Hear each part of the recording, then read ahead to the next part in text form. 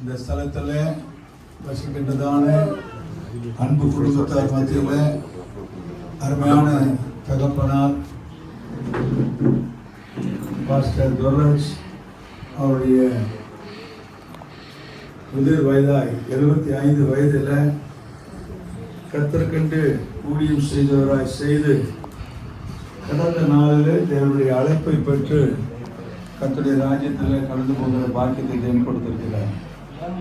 ஆகவே இந்த காரியத்தை கொண்டு நாம் இந்த நாளில் காலை பொழுதில் முதலாவதாக இந்த அன்பு தகப்பனாருக்காக அவர் விட்டு சென்றிருக்கிற அவருடைய மனைவிக்காக அவர் விட்டு சென்றிருக்கிற அனைத்து பிள்ளைகளுக்காக உற்றார் உறவினர்களுக்காக எல்லாருக்குமான ஆறுதலின் வார்த்தையை கொடுக்கவும் ஆறுதலின் கூட்டமாய் நடத்தவும் இந்த வேலையில் நம்ம ஒப்பு கொடுத்து நம்ம இப்பொழுது ஜெபித்த பிற்பாடு நாம் வெளியில் சேர்ந்து இந்த கூட்டத்தை நடத்தலாம்.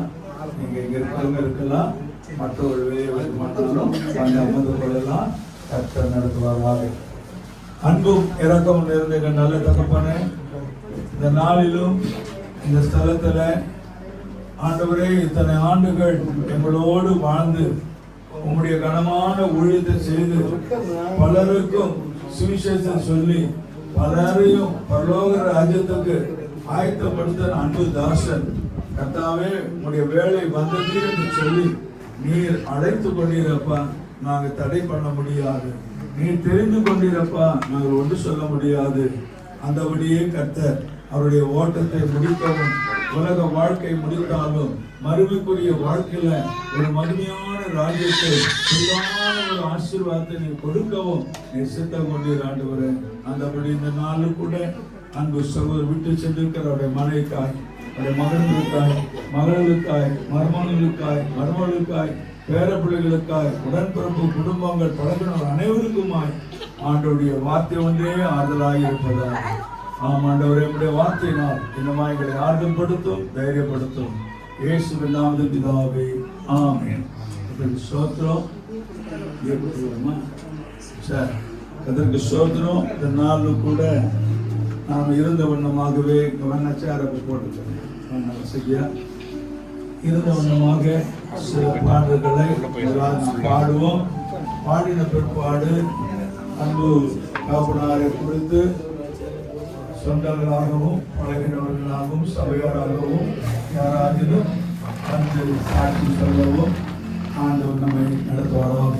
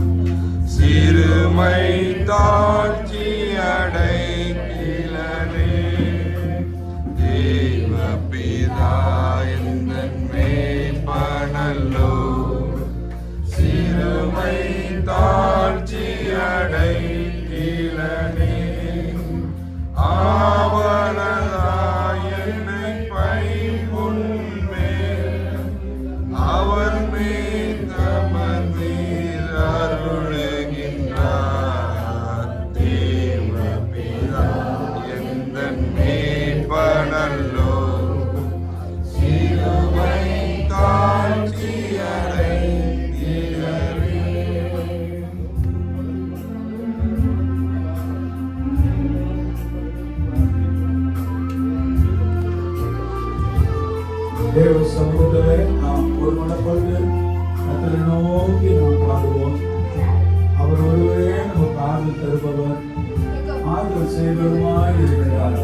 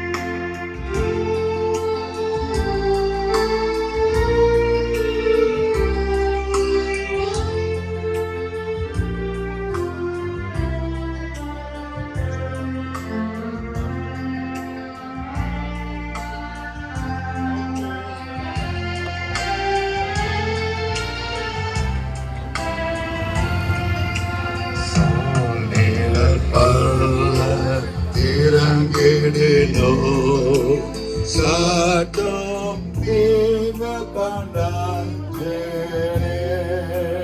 Wanavara Yenodirupa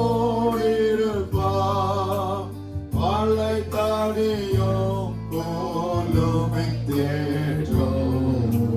Deva Pida Yendan Me Panalo Siruvai Tajiyade Ilane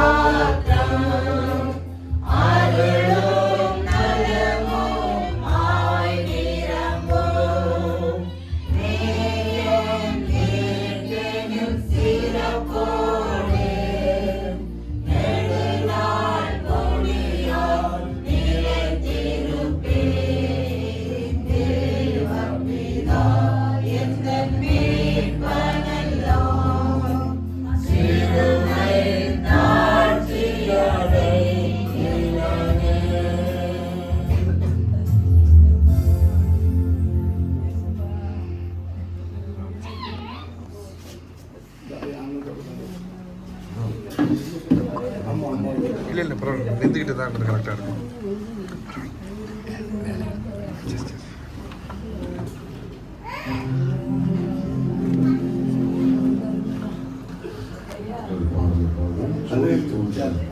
ஒரு தேசம் உண்டு.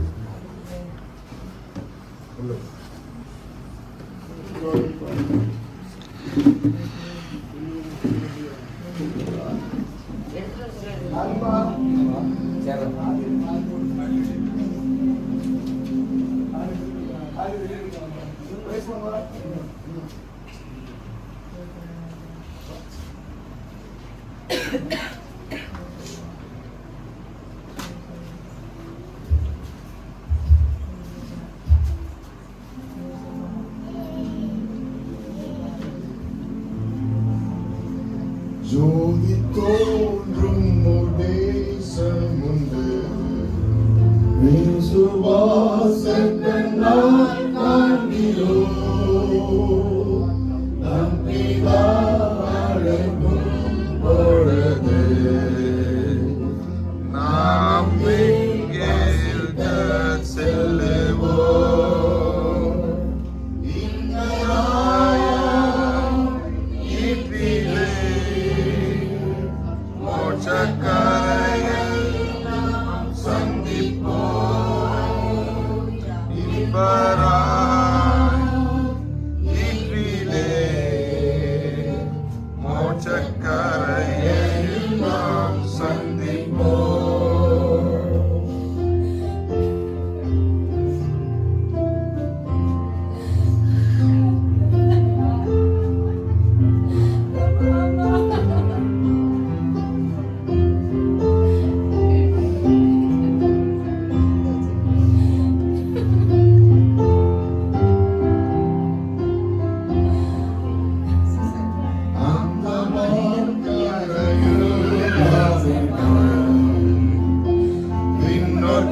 இரக்கங்களை பாடுவோம், துக்கம் யாவும் அன்று மகிழ்ந்து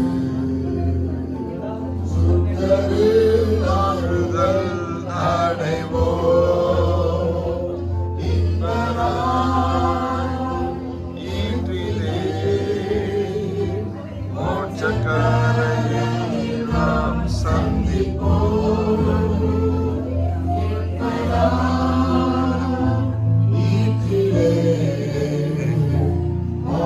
மோட்சக்கரையில் நாம் சந்திப்போம்.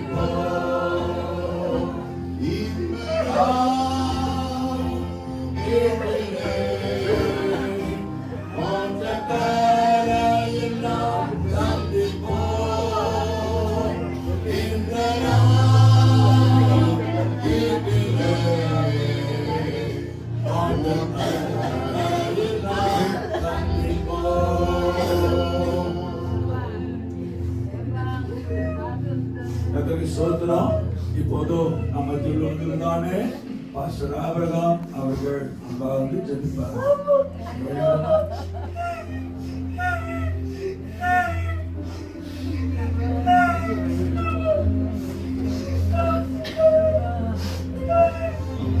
நாம் ஜெபிப்போம்.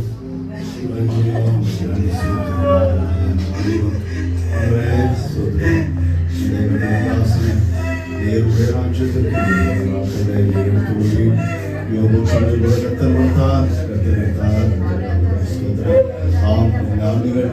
பூமியில் நாமத்தை மேம்படுத்தவும் ஒரு மக்கள் ஓடி உரைக்க தேவன் செய்த நல்ல குறைகளுக்காக ஒவ்வொருவருக்காக தேவன் இதை குறைந்து அந்த தொடர்ந்து நடக்கலாம்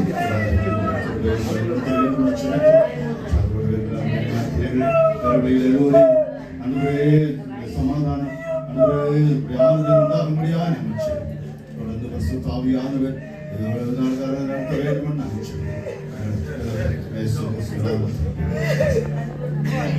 தேவ சாயலாக மாறி பாடலை தொடர்ந்து பாடுவோம்.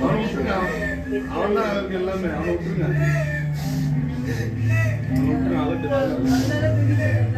何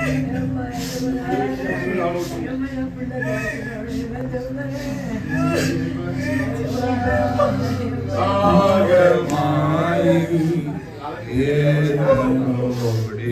தேவனோடிருப்பேன் நானும் தேவனோடிருப்பேன்.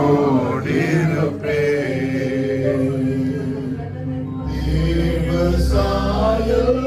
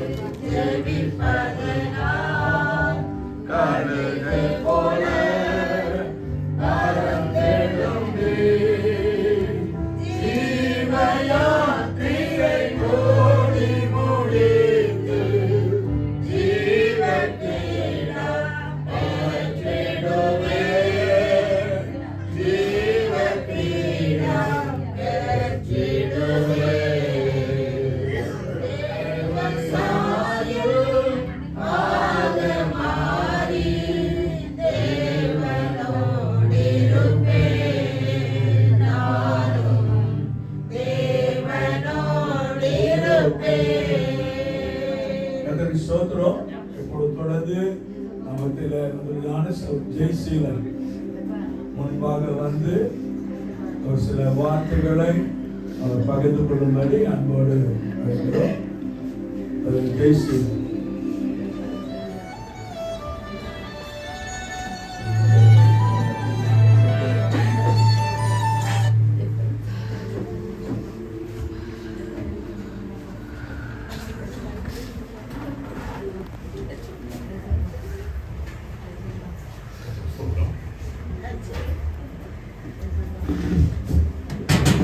அன்பான நண்பன்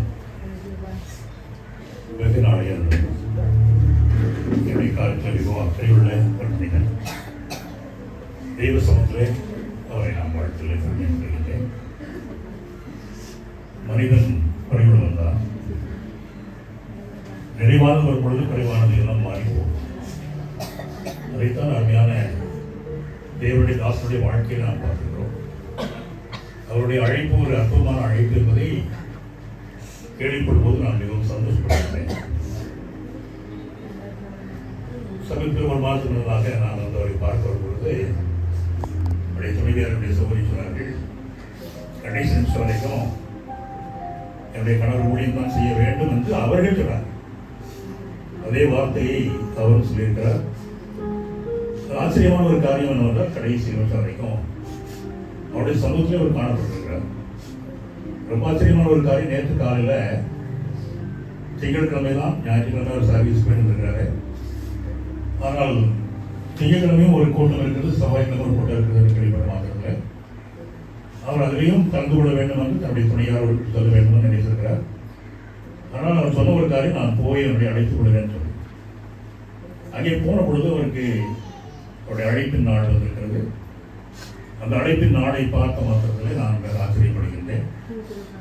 தன்னுடைய எல்லா கடமைகளையும் முடித்துவிட்டு அந்த இடத்துல வரும் பொழுது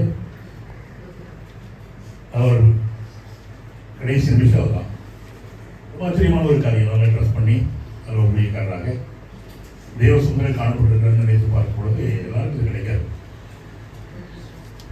நான் கூட அவரை சமீபத்தில் அவருடைய கருத்து ரொம்ப அக்கறையாக இருப்பேன், அவரும் என்னுடைய கருத்து அக்கறையாக இருப்பார். ஒரு சமயத்தில் நான் ஆஸ்பத்திரியில் இருக்கும்பொழுது என்னோட கூட இருந்து என்னுடைய காரியங்களை பார்த்தேன். ஒரு உள்ளான அன்பு அவருடைய உள்ளத்தில் உண்டு.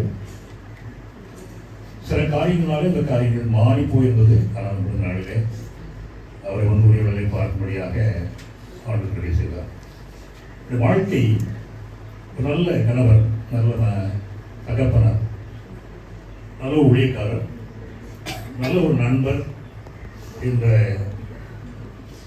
தமிழகத்துக்கு மட்டுமல்ல இந்தியா தேசத்துக்கு ஒரு சிறந்த ஒரு அடையாளமான ஒரு மனிதர் என்பதை இந்த 2025 ஆண்டிலே ஒரு முதல் பரிசாக அதை நான் உங்களுக்கு தெரிவிக்கிறேன்.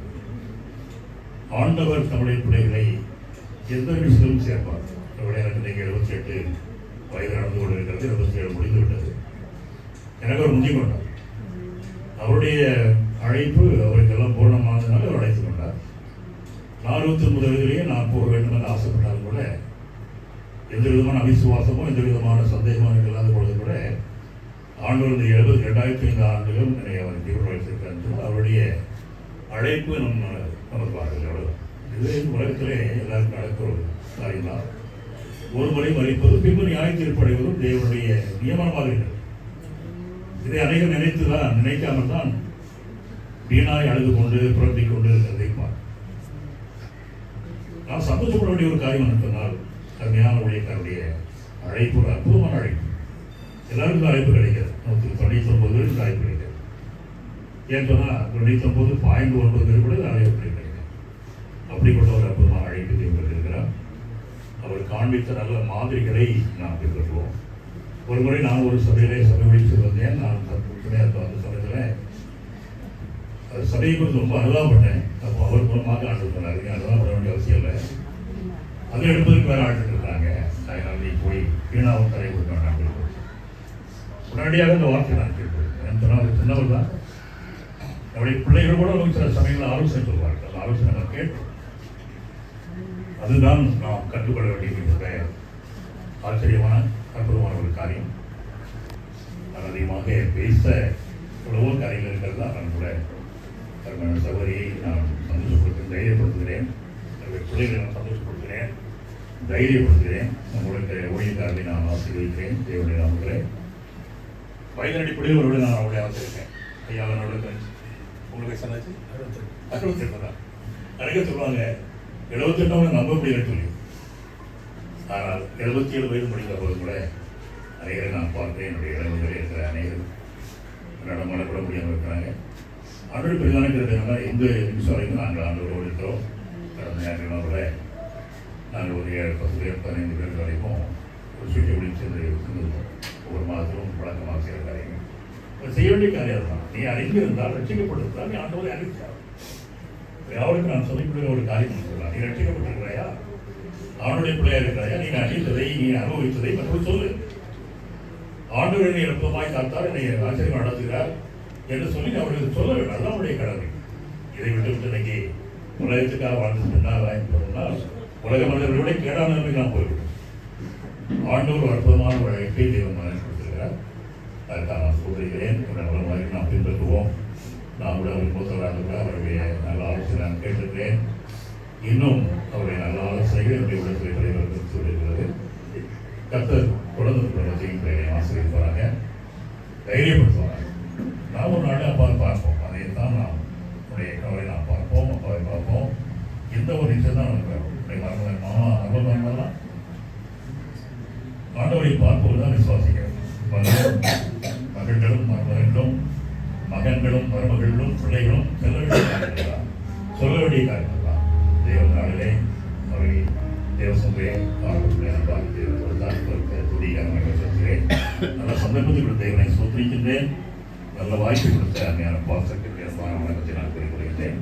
யாவரையும் தேவ சமத்திலே தேவனாளர்கள் கொடுத்தபடியாக இந்த காலத்திலே உங்களை ஒப்படைத்தார். கத்தருடைய ஆசீர்வாதமாக இந்த நாளில் கூட அடுத்தது நாளுக்கு இருந்து அவரை நாம் அடக்கம் செய்கிறோம். இது அடக்கம் அல்ல, அவருடைய நித்திரை அடைந்திருக்கிறார். நித்திரையை ஒரு நாள் எழுந்திருப்பார். நித்திரை அடைப்பிலே நாமும் அந்த நித்திரை அடைப்பிலே நாம் பங்கு பெற வேண்டும். அது தன்னுடைய ஆசையாக இருக்கிறேன். நான் ஒரு 30 சதவீதம் செய்கிறேன். நாட்களே தொடர்ந்து சுவிசேஷ ஊழியத்தை செய்து வருகிறேன். அவருடைய குடும்பமாக ஊழியத்தை செய்ய ஆரம்பித்திருக்கிறார். அவருடைய அருமையான பிள்ளைகளையும் எனக்கு கொடுத்த பிள்ளைகளும் அவர்களுடைய அடிப்படையில் அருமையான பாதித்திருக்கிறது. இதுதான் அருமையான சோழ பிள்ளைகளும் அப்படியாகவே அன்பான தலைமுறை மையப்படுத்தி கனம் பண்ணி தேவனை மையப்படுத்தி தேவனை கனம் பண்ணி நடத்தபடியாகவே நான் வாழ்த்துகிறேன். இருந்து நான் முழுவதும் உடைய ஆசிரியத்துடைய நடத்துவதாக தன்னுடைய ஆசிரியப்பாக சொல்லி நான் வாழ்த்தி விடைபெறுகிறேன். நன்றி, வணக்கம். சோத்திரம். தொடர்ந்து கொஞ்ச காலம் இயேசுவுக்காக என்கிற பாடலை நிறுத்தினதோடு நான் பாடுவோம்.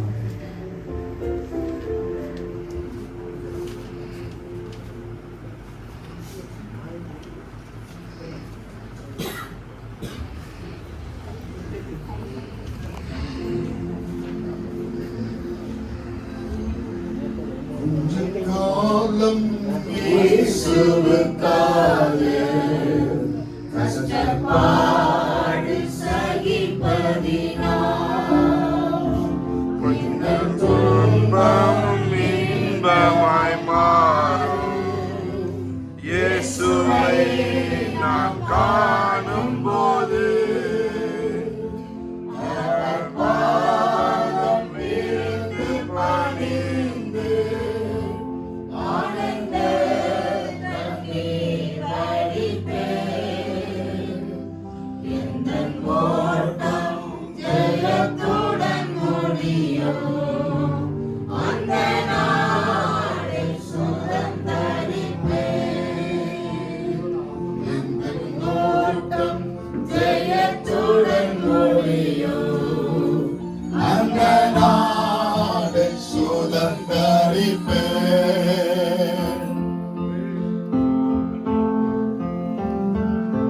நம்முடைய உலக ஓட்டம் ஒவ்வொருத்தருடைய ஓட்டம். ஆனால் அந்த ஓட்டத்தில் தான் தேவ வார்த்தை நமக்கு ஒரு ராஜ்யத்தை நிச்சயித்து வைத்திருக்கிறார். சோர்ந்து போக வேண்டாம்.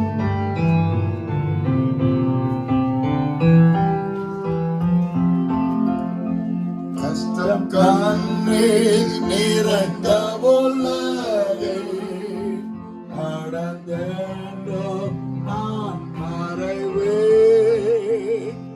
கஷ்டம் கண்ணீர் நிறைந்த உலகை கடந்தென்றும் நான் மறைவே ஜீவ ஊற்றருகே என்னை நடத்தி சென்றேன் தேவன் கண்ணீரை துடைத்திடுவார்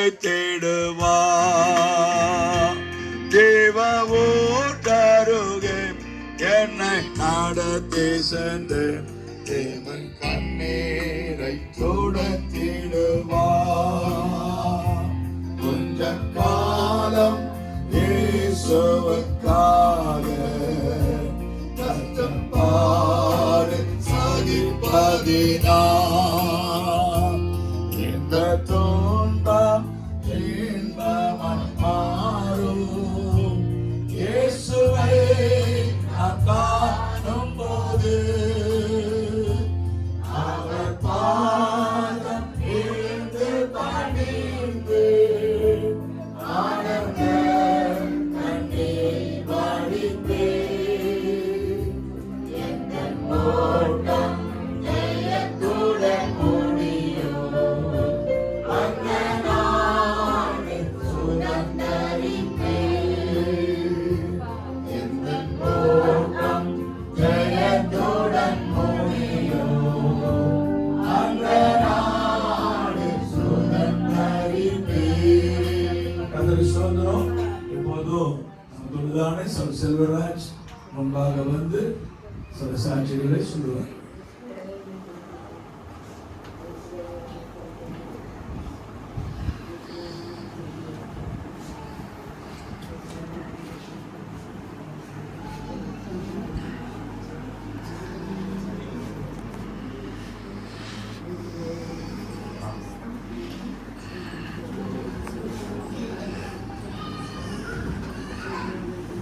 கர்த்தருடைய பரிசுத்த நாமத்துக்கு ஸ்தோத்திரம் உண்டாவதாக.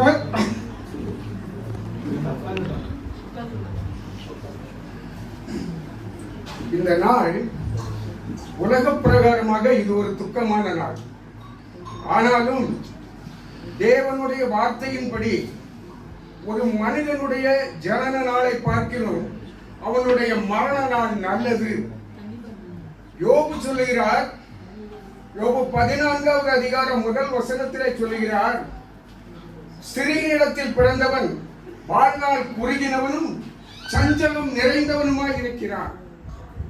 தாவீது ராஜா சொல்லுகிறார், என்னுடைய காலங்கள் உமது கரத்திலே இருக்கிறது.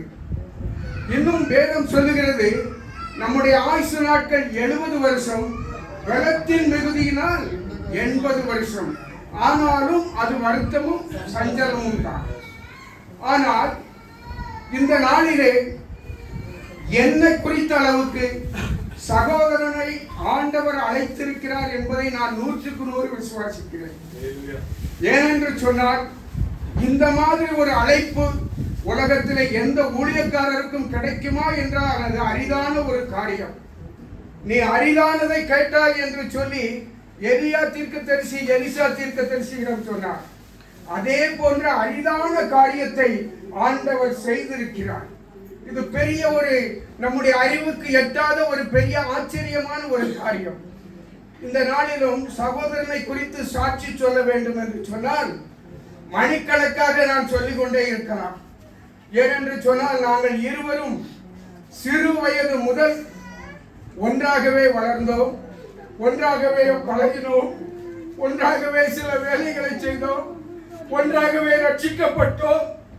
அவரும் நானும் எத்தனையோ இடங்களிலே சென்று இருக்கிறோம். அது தேவனுடைய சித்தம். ஏனென்று சொன்னால் சங்கீதம் 19:7 சொல்லப்பட்டிருக்கிறது, கர்த்தருடைய வேதம் குறைவற்றதும் ஆத்துமாவை உயிர்ப்பிக்கிறதுமாய் இருக்கிறது. கர்த்தருடைய சாட்சி சத்தியமும் பேதைகளை ஞானியாக்குகிறதுமாய் இருக்கிறது. கர்த்தருடைய சாட்சி சாதாரணமான சாட்சி அல்ல. சகோதரனும் நானும் தாவீது ராஜாவும் யோனத்தானும் இருந்தது போல நாங்கள் இருவரும் அவ்வளவு ஐக்கியமாக இருந்தோம், அவ்வளவு ஒரு அன்பாக இருந்தோம்.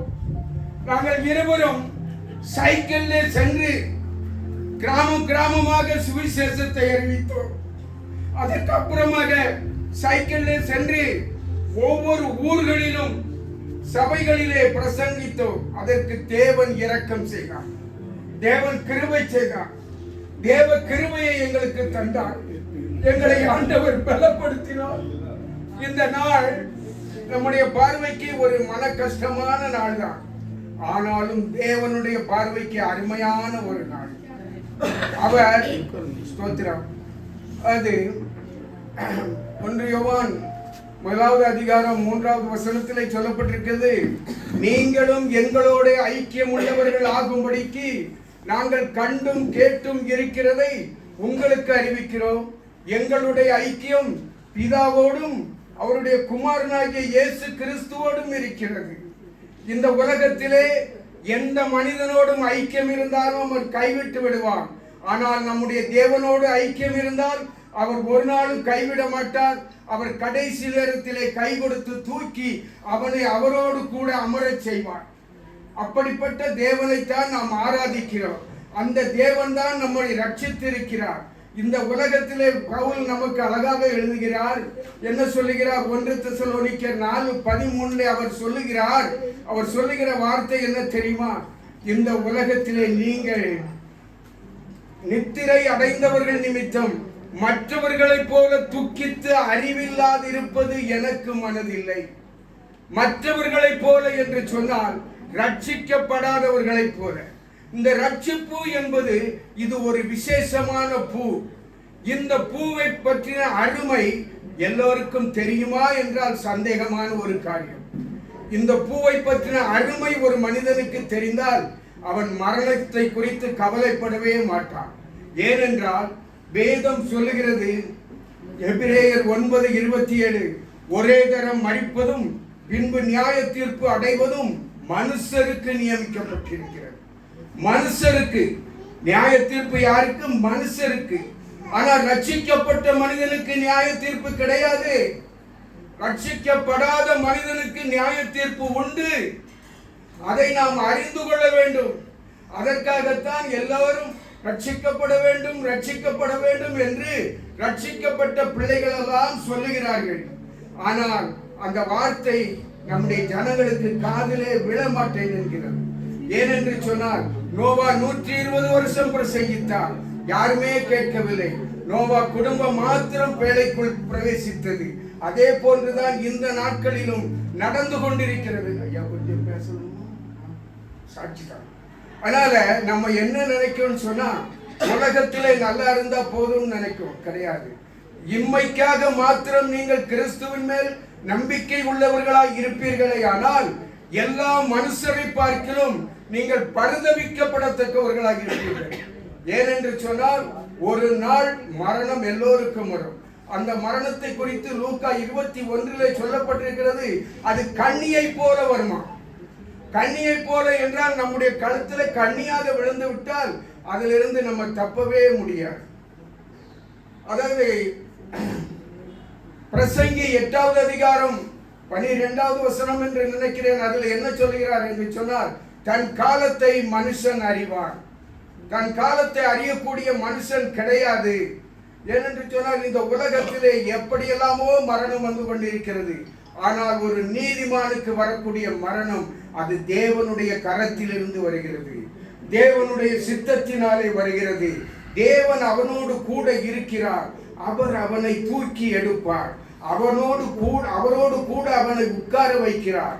ஆகவே நம்முடைய தேவன் சர்வ வல்லமையுள்ள தேவன். அவர் ரட்சிக்கப்பட்ட ஜனங்களை அவர் ஒரு நாளும் கைவிடவே மாட்டார். ரட்சிக்கப்பட்டவர்களை அனுதினமும் அவரோடு சேர்த்து கொள்ளுகிற தேவன். ஆகவே நாங்கள் இருவரும் மிகவும் ஐக்கியமாக, அவ்வளவு அன்பாக நாங்கள் காணப்பட்டோம். நாங்கள் சபைகளுக்கு சென்று பிரசங்கிக்கும் பொழுது முதலாவது அவங்க தான் பிரசங்கிப்பார்கள். பிரசங்கித்து 2வது என்னைய விடுவாங்க. அப்படி இல்லைன்னு சொன்னாலும் என்னைக்காவது ஒரு நாள் நீ பிரசங்கம் பண்ணுன்னு சொல்லுவாங்க. நாங்கள் 2 பேரும் எந்த வருத்தமும் பட்டது கிடையாது, எந்த கஷ்டமும் பட்டது கிடையாது.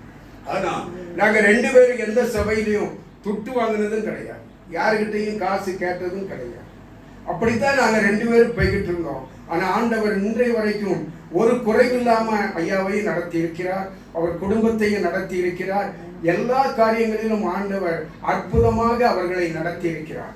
நாம் நினைக்கிற மாதிரி அவர்கள் இப்பொழுது அவர்களுடைய சரீரம் இங்கே இருக்கிறதை தவிர அவர்களுடைய ஆத்துமாவை தேவ தூதர்கள் கொண்டு ஆபிரகாமுடைய மடியிலே வைத்திருக்கிறார்கள். அங்கே ஆபிரகாமுடைய மடியிலே அவர்கள் இருக்கிறார்கள். அதனாலதான் அந்த ரட்சிப்பு வேணும் வேணும்னு சொல்லுது. அதுக்கு ஒரு வசனம் என்ன சொல்லுதுன்னா, அது 1 கொரிந்தியர் 6வது அதிகாரம் 11வது வசனத்துல, நாம் இரத்தத்தினாலும் கழுவப்பட வேண்டும், ஆவியினாலும் கழுவப்பட வேண்டும். அப்படி கழுவப்பட்டால் தான் நாம் பரிசுத்தமாக்கப்படுகிறோம், நீதிமான்கள் ஆக்கப்படுகிறோம். இப்படி அந்த இரத்தத்தினாலும் ஆவியினாலும் கழுவப்படாவிட்டால் நாம் பரிசுத்தமாகவும் முடியாது, நாம் நீதிமான்கள் ஆகவும் முடியாது. ஆகவே ஐயோவுக்கு அந்த கிருபையை ஆண்டவர் கொடுத்திருக்கிறார். ஆகவே அப்படிப்பட்ட கிருபையை பெற்ற பிள்ளைகள் அதிகமான பாக்கியம் உள்ளவர்கள். அவர்கள் மீது ஆண்டவர் அருமையான அன்பு வைத்திருக்கிறார், அதிகமான அன்பு வைத்திருக்கிறார். அந்த அன்புக்கு ஈடாக உலகத்தில் எந்த அன்பும் நெருங்க முடியாது, எந்த அன்பும் அந்த அன்புக்கு ஈடாகவும் முடியாது. அதனால நான் அதிகம் பேச வேண்டுமானால் பேசிட்டே இருக்கலாம், ஆனாலும் இன்னும் நிறைய பேர்கள் பேச வேண்டியது. ஒரு சில வார்த்தைகளை மட்டும் சொல்லி நான் முடித்துள்ளேன். ஸ்தோத்திரம். அது ஜென்ம சரீரம் விதைக்கப்படும், ஆவிக்குரிய சரீரம் எழுந்திருக்கும். ஜென்ம சரீரம் 1 கொரிந்தியர் 15:44 சொல்லப்பட்டிருக்கிறது. ஜென்ம சரீரம் விதைக்கப்படும், எல்லா சரீரங்களும் அடக்கம் பண்ணப்படும், ஆனால் ஆவிக்குரிய சரீரம் மாத்திரம் எழுந்திருக்கும். வேற இந்த உலகத்தில் எந்த சரீரமும் எழுந்திருத்து அந்த 1000 வருட அரசாட்சிக்கு வரவே முடியாது. 1000 வருட அரசாட்சிக்கு வர வேண்டுமானால் ஆவிக்குரிய சரீரமாக நம்முடைய சரீரம் மாற வேண்டும், நாம் ஆவிக்குரியவர்களாக ஜீவிக்க வேண்டும். அதற்காகத்தான் நாம் எல்லோரும் ஆலயத்துக்கு செல்கிறோம், ஜெபிக்கிறோம், வேதம் வாசிக்கிறோம், பிரசங்கத்தை கேட்கிறோம். ஆனாலும் நமக்கு இன்னும் அந்த அறிவு வரவில்லை. ஏனென்று சொன்னால் சாத்தான் 2 கொரிந்தியர் 4:4 சொல்லப்பட்டிருக்கிறது, சுவிசேஷத்தின் ஒளி அவர்களுக்குள் பிரகாசமாய் இராதபடிக்கு இப்பிரபஞ்சத்தின் தேவனானவன் அவர்களுடைய மனதை குருடாக்கினான். இந்த உலக மனுஷனுடைய மனதை குருடாக்கி வைத்திருக்கிறான். ஆனால் இந்த குடும்பத்தை பற்றி நான் சொல்ல வேண்டுமானால், அருமையான சகோதரி, என்னுடைய கூட பிறந்த சகோதரியை விட அதிகமான பாசமாக இருப்பார்கள். பிள்ளைகள் எல்லாம் என்னை இன்றைக்கும் மாமா என்றுதான் கூப்பிடுவார்கள். எல்லா பிள்ளைகளும் என்னிடத்தில் ரொம்ப ஐக்கியமாக இருப்பார்கள், அவ்வளவு அன்பாக இருப்பார்கள். ஒரு நாளும் அந்த பிள்ளைகள் என்னை கைவிட்டதே கிடையாது. ரோடா ஒரு எஸ்ஐயா இருக்கா, ஒரு நாள் புலம்பெயர்க்க இரவு ஒரு 7 மணி இருக்கும். அப்போ மாமா வீட்டுக்கு வாரியலான்னு பைக்கில் கூப்பிட்டு வந்தா, எந்த பிள்ளை கூட்டிட்டு வரும்? அவ பார்க்க உத்தியோகத்துக்கு யாராவது கூப்பிடுவாங்களா? கூப்பிட மாட்டாங்க. அப்போ அந்த பிள்ளைகளுக்குள்ளே தேவனுடைய அன்பு இருக்கிறது. தேவ அன்பு அந்த பிள்ளைகளுக்குள்ள இருக்கிறதுனால அந்த பிள்ளைகள் நம்மிடத்திலும் அந்த பாசத்தை காட்டுகிறார்கள். நாம் எல்லோரும் கிறிஸ்தவர்களாக இருக்கிறோம், ஆனால் கிறிஸ்தவர்களாக இருப்பது பெரிசல்ல. ஆனால் நாம் என்ன செய்ய வேண்டுமானால், நமக்குள் வைராக்கியம் இருக்கக்கூடாது, விரோதம் இருக்கக்கூடாது, வஞ்சகம் இருக்கக்கூடாது, சூது இருக்கக்கூடாது. நாம் அனைவரும் புதிதாய் பிறந்த குழந்தையைப் போல திருவசனமாகிய களங்கமில்லாத ஞானப்பாலின் மேல் நாம் வாஞ்சை உள்ளவர்களாக இருக்க வேண்டும். அப்படி இருந்தால் மாத்திரமே தேவனுடைய ராஜ்யத்திலே நாம் பிரவேசிக்க முடியும். அதற்கு என்ன வேண்டும் என்று சொன்னால், யாக்கோபு 3:17 சொல்லப்பட்டிருக்கிறது, முதலாவது அந்த பரத்திலிருந்து வரக்கூடிய ஞானம் நமக்குள்ளே வர வேண்டும்.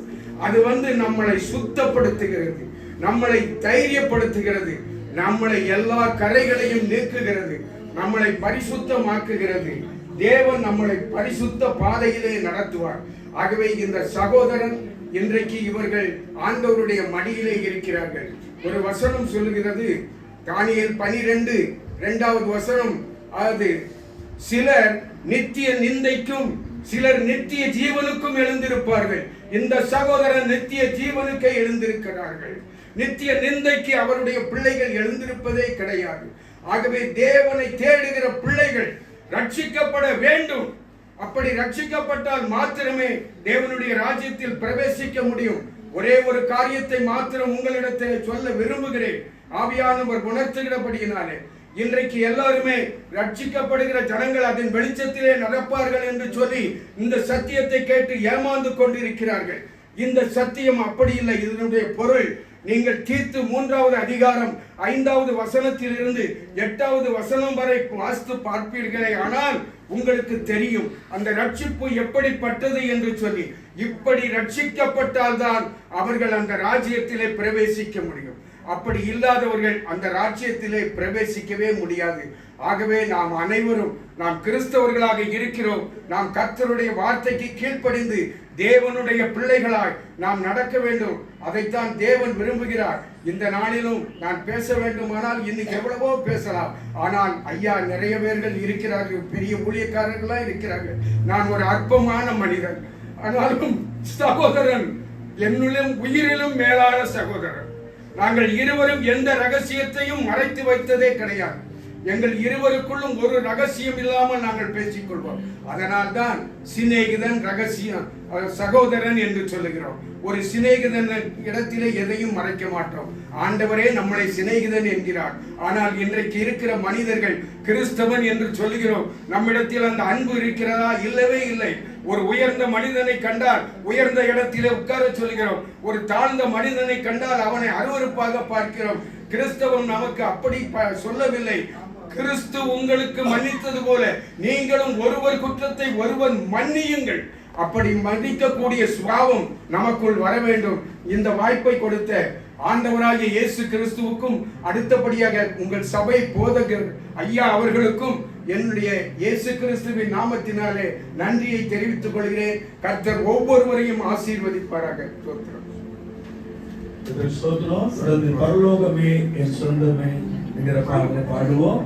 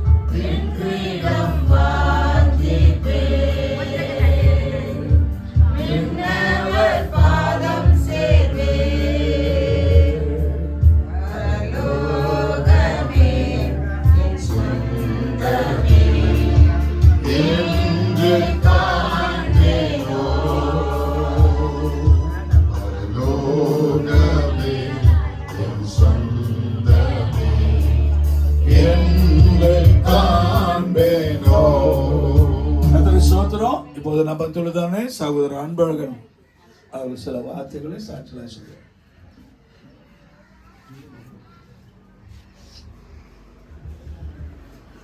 கர்த்தருக்கு ஸ்தோத்திரம். கர்த்தர் நாமம் மகிமைப்படுவதாக. ஒரு சிறிய பாடலுக்கு பிறகு என்னுடைய சாட்சியை